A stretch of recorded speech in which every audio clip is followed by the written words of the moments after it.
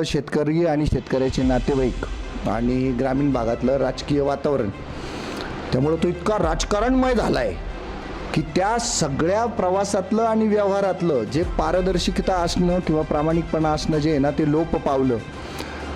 नेत्यांनी पुढाऱ्यांनी शेतकऱ्याला कधीच योग्य मार्गदर्शन केलं नाही.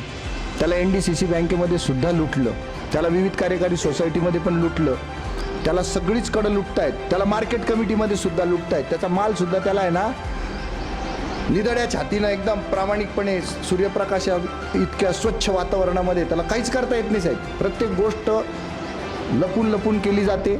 त्याला प्रत्येक गोष्टीचं संबंध जो आहे तो राजकारणाशी जोडला जातो आणि त्याला घाबरून घाबरून ठेवलं जातं.